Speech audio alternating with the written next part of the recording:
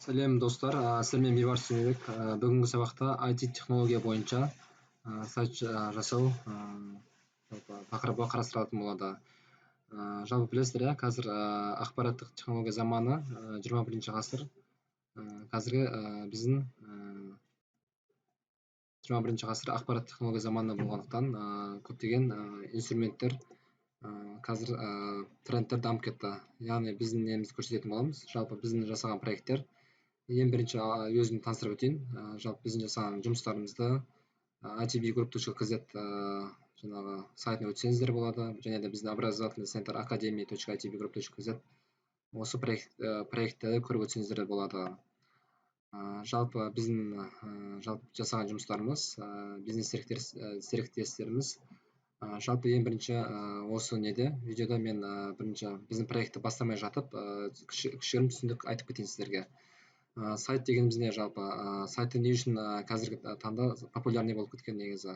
Сайт қазіргі таңда онлайн бизнесті дамытатын жүйелердің бірі болып табылады.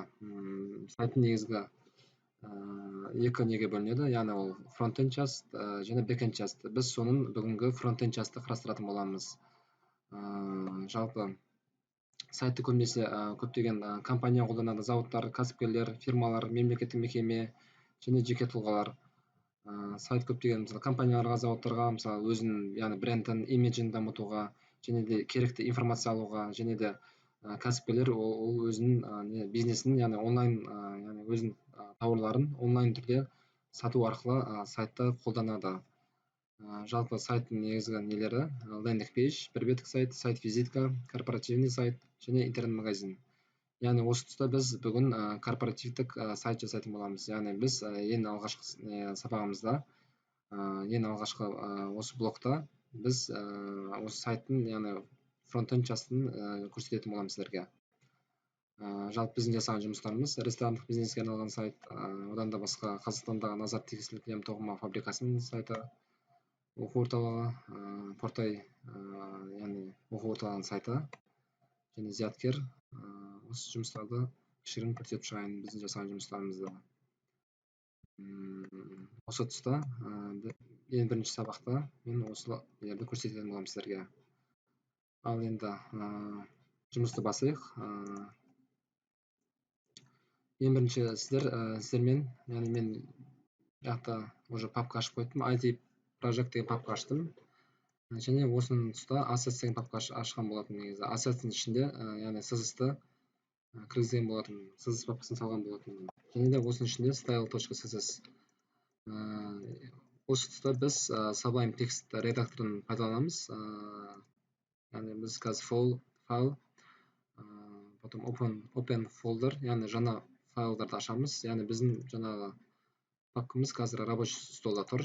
Осы папкамыз бізде қазір IT проект деп ашылған екен. Осыны жаңадан ашамыз. Осыны жаңадан папканы ашып болған екен. Бізде ешқандай не ашылмаған екен, HTML формат неміз. Сол себептен де біз яғни алдында гаражи клавиатурамен танысқан болатынбыз негізі. Сол себептен біз жаңа папканы жаңа документ ашу үшін Ctrl-N батырмасын басып, және де соны сохранить етіп аламыз өзіміздің рабочий столдағы өзіміздің алғашқы папкамызға. Яғни біз білесіздер, суреттің несі болады, форматы болады, аудионың форматы болады, музыканың форматы болады, мысалы MP3, видеоның MP4 деген сияқты, мысалы презентацияның форматы, ол яғни PPTX деген сияқты. Сол структураны сақтай отырып, біз осы сайтта біз index.html деп сақтап аламыз. Осы орайда біздің папкамыз сохранить етілді, сақталды. Және де біз өзіміз emmet деген плагинді алдын ала яғни установка жасап алған болатынбыз. Сол себептен де біз гаражи клавиатураны пайдаланамыз. Ол клавиатура кішігірім көрсетіп өтейін сіздерге презентацияда. Осы орайда бізде, яғни біздің ең алғашқы кодымызды шығару үшін гаражи клавиатура леп белгісімен, яғни сіздердің тарапыңыздан, яғни клавиатураны английскийге алып, Shift F2-ны бассаңыздар болады, немесе Shift 2-ні, Shift 1-ді бассаңыз деген, мен қателестім. Shift 1-ді басамыз қазір. Английский клавиатурада болу қажет міндетті түрде. Және тапты басамыз. Осы жерде ең бірінші title деген сайттың аты болатын.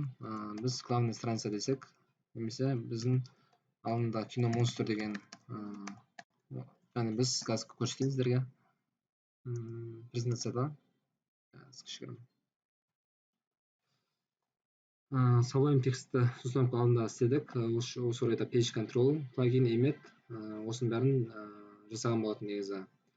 Яғни сіздерге түсініксіз болса, мен қазір осы YouTube каналдың астына ссылканы тастап кетемін. Сол сайтқа өтініш, сұрақтарыңыз болса, мен көмектесуге дайынмын. Немесе белгілі бір нөмірімді қалдырып кетемін. Сол нөмірге хабарлассаңыздар да болады WhatsApp-тан. Так, осы жерде біз Tools-ты несін пайдаландық. Сол жерде install page control, одан кейін page control плагинді орнаттық. Install деген установка. Потом emmet плагинін қолдандық. Осы орайда файл кино монстр деп аштық. Яғни біздің жағдайымызда ол IT проект. Ол сіздерде любой папка өздеріңіз кез келген папканы ашып ат қоя берсеңіздер болады негізі. Потом папканы яғни осы жерде сақталып отыр индекс HTML форматында. Потом горячий клавиатурамен белгілі бір HTML-дың яғни кодын шығарып жатыр. Бұл жерде қазір көрсеттік. Так, потом мен осы тұста, яғни осы бүгінгі сабақта осындай сайттың, яғни корпоративный сайттың осы есін жасайтын боламыз. Так, мынақта структура HTML документ түсіндіріп кетейін. Доступ HTML, яғни тип документа, HTML lang n, яғни біз HTML тілде, яғни английский тілде as content страница болып есептеледі.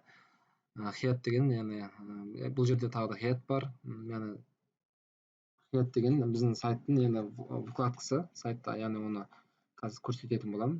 Бодиға біз контентті жазатын боламыз. Бұл жерде потом көбісі түсінбей жатыр. Мета шерсат UTF-8 деген бұл кодировка, яғни бұны база данных, яғни PHP өткен кезде көрсететін боламын, түсіндіріп кететін боламын. Жалпы біз жұмысымызды бастаймыз. Онда осы жерде кино монстр деген яғни тайтлға кино монстр деп жаздық. Осы жерде ашамыз қазір біздің немізді. Ашқан кезде міне көріп отырсыздар, мынақта бағана мен айттым, head деген жалпы осы жерде мынау сайттың несіне жауап береді, вкладкасына кино монстр деп тұрмын, көріп отырғандарыңыздай. Және де енді бізде қазір сайтымыз пустой болып тұрғаннан кейін body, осы жерде bodyға біз өзіміздің керекті яғни кодымызды версткасын жазатын боламыз. Жалпы потом метанейм не үшін қажет? Метанейм яғни қазіргі таңда ол SEO оптимизация деген қазіргі трендтер бар. Яғни біз сайт Google-дан, Яндекстен жазған кезде бірінші болып шығады. Мысалға біз қазір жазатын болақ. Бұл метанеймнің жұмысы. Мысалға осы жерлерге жазамыз. Мысалы разработка сайтов Шымкентте дейтін болсақ, яғни біздің проектіміз екінші болып шықты қазір. Мен осы, яғни осы жерде мына метанейм жұмысы. Міне тұр біздің проекттеріміз мысалға. Жалпы біздің проекттеріміздің біздің яғни продающий сайтымыз көріп шықсаңыздар болады. Біздің жасаған жұмыстарымыз. Және достар, біздің YouTube каналға жазылуды ұмытып кетпеңіздер. Қазір көрсететін боламын. Мысалға Бейбарыс Түймебек YouTube каналына өткен кезде менің және тағы да жасаған жұмыстарымды көріп шықсаңыздар болады. Осы мен алдындағы видеоны салған болдым. Осы жұмыспен біздің әле каналға жазуды ұмытып кетпеңіздер. Так. Біздің жасаған жұмысымыз. Так, енді біз өзіміздің проектімізге кірісе берейік. Осы жерде бодиға біз ең бірінші біз сайттың, яғни сайттың өздеріңізге белгілі сайттың несі болады, header және footer, яғни сайттың басындағы бөлігі және астындағы бөлігі footer деп аталады. Ал жаңағы оңға солға деген, яғни right block, left block деп бөлінеді. Мен алдында презентацияны жасаған болатынмын. Кішігірім түсіндіріп кете салайын, сіздерге түсінікті болу үшін. Так, міне, яғни бұл жерде кино монстр header бөлігі, яғни сайттың жаңағы басындағы бөлік болып есептеледі. биздин яны футер бөлүгү астыңкы бөлүгү және де мына жакта менюлар коюлган: главные, фильмы, сериалы, рейтинг фильмов, вконтакте деген сыяктуу. Және биздин райч блок колдонду, яны private блок, left блок, яны ортодогу новый фильмы деген бул сайт контент, яны контент болуп саналады. Эң биринчи сиздерге мисалы эртеңки күндө биз сиздерге бир реальный проект жасаган кезде клиент тарабынан эң биринчи идея сайта, потом макап, набросок курулат.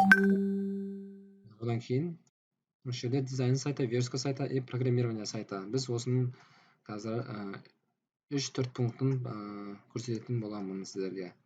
Так, биз жумушубузду баштайбыз. Ошол жерде биз эң биринчи биз div деген тегти пайдаланабыз. Яны биздин жагдайда бул div класс, яны main болот. Сайттын баштапкы бөлүгү main деп алабыз. Main. Потом header деген тегти алатын болобуз. Так.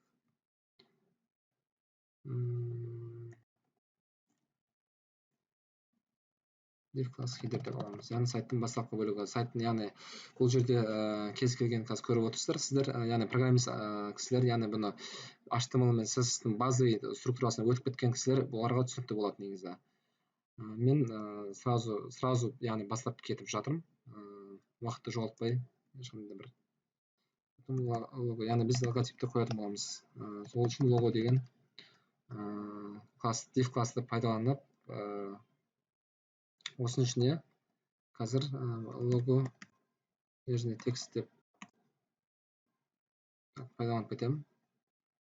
Так, лого текст. Яны осунун ичине яны заголовокто пайдаланатын болом. H1, яны бул биздин заголовогубуз кино монстр деп аталат.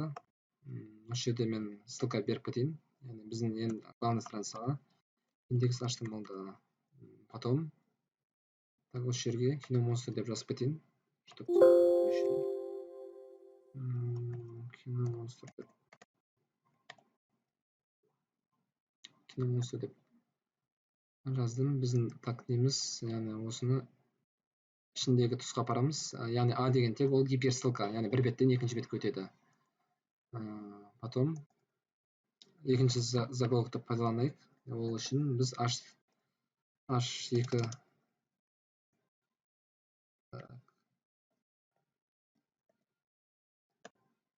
заголовокто пайдаланабыз. Осы тұста биз жалпы азыр көрсөтейин.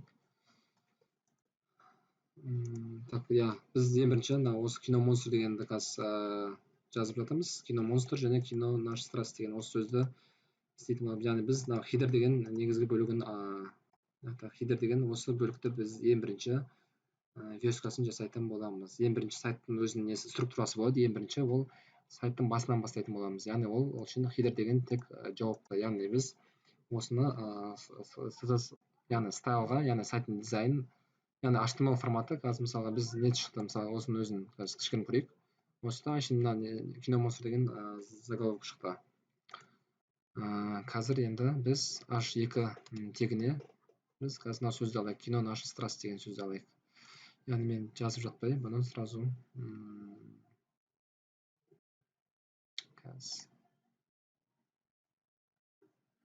так, кино наша страсть деген сөздү ала салайын. Устта менде дайын. Сиздердин жагдайларыңызда жазсаңыздар болот. Потом менде div тасталган. Потом так, биз осы орайда мисалга div пен div, мына эки div ачылды бизде. То есть 4 div ачылды. Осунун эки divин биз мына эки divпен жабатын болобуз, яны логотипти. Осудан кийин биз меню бар, яны менюлерди чыгаратын батырманы косатын болобуз. Осы орайда биз менюдун теги UL деп пайдаланабыз. Эми ошол жерде биз класс так.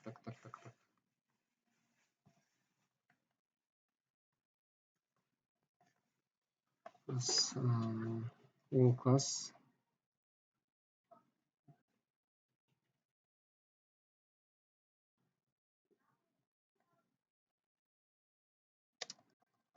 короче клавишті пайдаланайық осы жерде что-то оқымай жатыр ма түсінікті онда біз толықтай жазайық класс меню бар деп яғни меню бар деген менюға жауапты функцияны алатын боламыз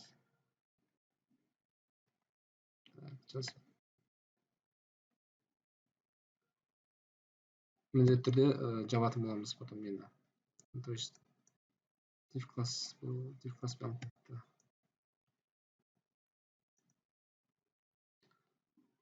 потом осыдан кейін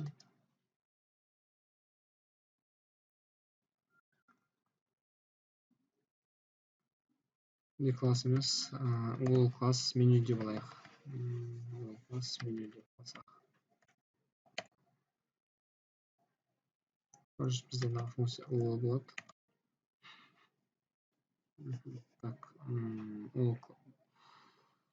так мен бұл что-то ол бізге оңай болу үшін ол емес div те салайын div класс меню бар мына жерде біз all класс меню дұрыс all класс меню осы орайда біз ең бірінші менюді шығаратын боламыз жазуларда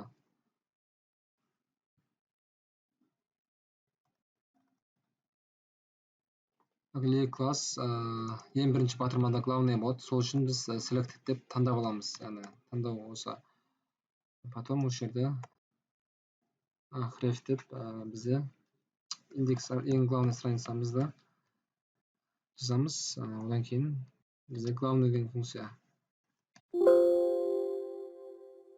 бізде что-то 17 минут өтіп кетті мен тез түсіндіретін боламын сіздерге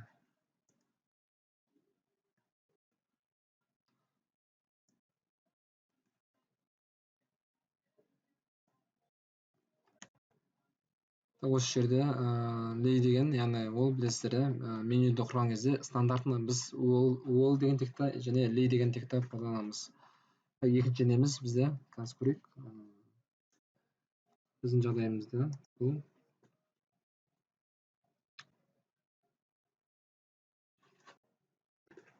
главный фильмы сериалы рейтинг фильм контакты міне осы менюларда жасайтын боламыз так менің жағдайымда бұл қазір сразу дайын нені көрсетеді дайын менде не бар open text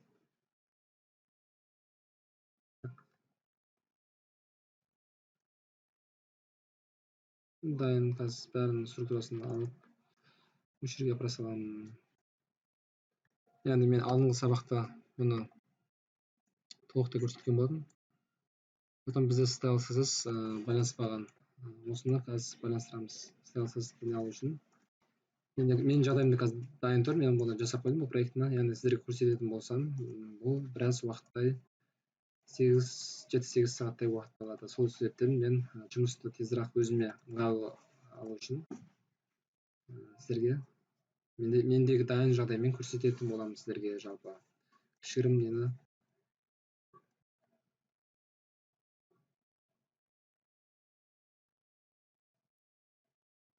так мысалы стайлсыз осы жерде қазір енді біздің немізді шығаратын боламыз сайтымызда так дұрыс шықпай қалды қазір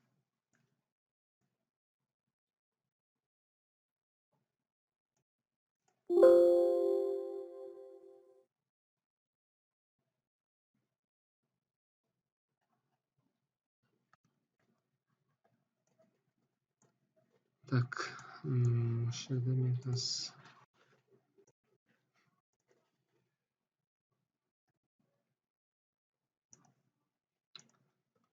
осы орайда мен дайын кодты салатын боламын енді мен алдын ала дайындап қойған болатынмын сіздерге де осыны беретін боламын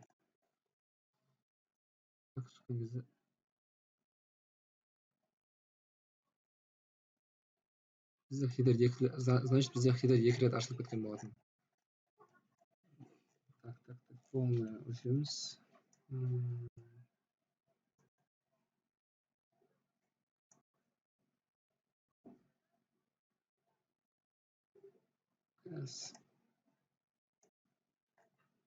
Div class main. Так, түсінікті. Так, мынаны алып тастайық.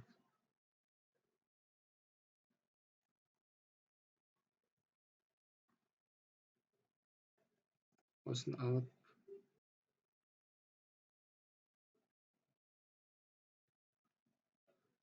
Мен жалпы осыны енді толықтай нөлден бастап докатла дейді ғой, до конца сіздерге яғни Zoom бағдарламасында немесе енді көрсететін боламын жұмыстың барлығын. Бізде қазір уақыт несіне байланысты жұмысты тез көрсететін боламын. Я міне не үшін бізде суреттер шықпады, потому что біздің жағдайда сурет шықпаған себебі біз суреттерді яғни көрсетпеген болатынбыз. Яғни ол үшін біз assets дегенде img деген папка ашатын боламыз. Img деген папканы ашып, осы жерге менде суреттерді салатын боламын. Img, мына жерде дайын суреттер тұр бізде. Осыны яғни беретін боламын. Яғни біздің жағдайымызда біздің ішінде дайын код скрипттер жазылған, ол өзіне автоматын тауып алады уже. Енді шығарсақ суреттеріміз шықты міне. Көріп отырғандарыңыздай. Жалпы бүгіндікке біздің сабағымыз аяқталды. Жалпы бүгін біз не түсіндік? Жалпы біз бүгінгі неде, яғни мен сіздерге жылдам көрсеткен болатынмын. Жылдам. Жалпы біз сайттың несін IT технология арқылы сайтты қалай жасау қажет, қандай қазіргі кезде технология пайдалану қажет екенін, қандай технологияларды қолдануды көрсетіп өттім сіздерге. Жалпы міне біздің сайтымыз HTML кезіндегі сайтымыз осындай болған болатын. Одан кейін біз CSS-ті байланыстырдық. Одан кейін біздің дизайн рәсімделді былай айтқанда. Міне біздің осындай функциялық пайдаландық жалпы. Так. Потом бізде тағы не айтылмады? Так, бізде және программисттің инструменті, яғни біз осы орайда қазір көріп отырсыздар, бір минут.